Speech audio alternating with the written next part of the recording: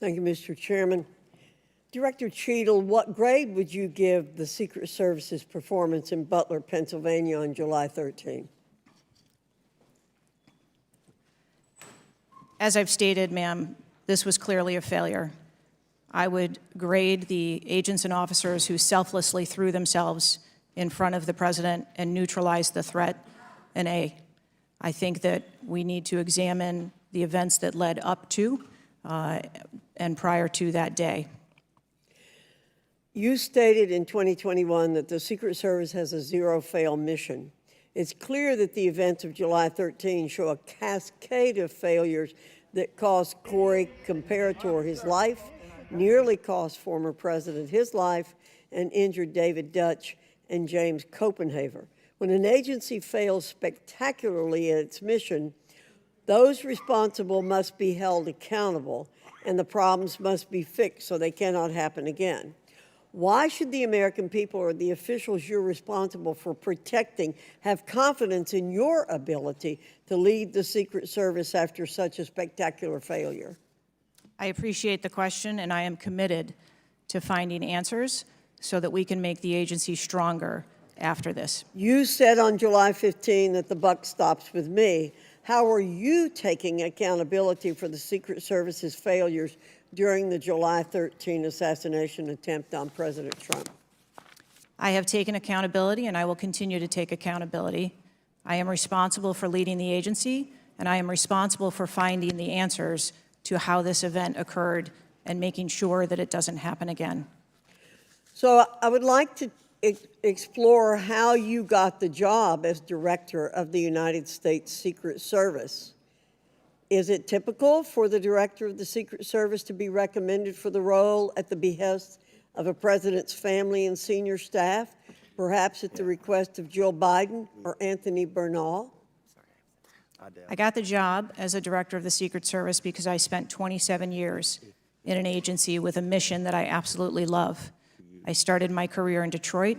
I worked my way up through investigations and protection. Was there competition for the position? You would have to ask those who were involved in the interview process. But you think you are the best person in the country to head the Secret Service? I think that I am the best person to lead the Secret Service at this time. The Secret Service receives billions in funding each year, as has been explained by my colleagues here. In fact, you've had an increase in real terms of 55%. As you're no doubt aware, staffing levels for those assigned to protect the president, former presidents, and other senior officials has decreased by about 350 between 2014 and today. Clearly, a lack of financial resources not to blame for the staffing shortage. In 2022, the Secret Service saw nearly half its workforce leave in 1 year, and during the same year, it was ranked dead last among law enforcement agencies in the best places to work in the federal government. Can you explain why your agency was so poorly rated and why so many staff left in just 1 year?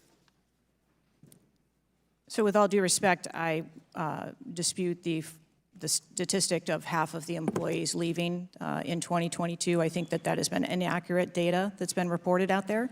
But what I can tell you is, as I have returned as the director of the agency, we have had an increase in hiring and staffing and an increase in resources, and we are committed to continue to hire so that we can be staffed appropriately to meet the dynamic mission that we have. Well, you may want to dispute it, but it's out there. My understanding, given the high-profile failures and rotten culture at the Secret Service during your nearly two-year tenure, why should the American people have any confidence in your ability to lead the Secret Service to perform its zero-fail mission to protect our senior leaders? The Secret Service has an incredible culture. Our men and women place service over self. They come in every day willing to risk their lives for our protective mission, and they work investigations that thwart people who would do harm to children, child exploiters, We have an incredible mission, and our culture is we will get the job done no matter what. Well, those on the front line certainly have a great culture, and they were willing to risk their lives for President Trump.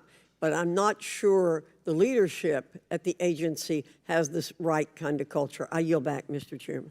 Chair now recognizes Mr. Conley from Virginia.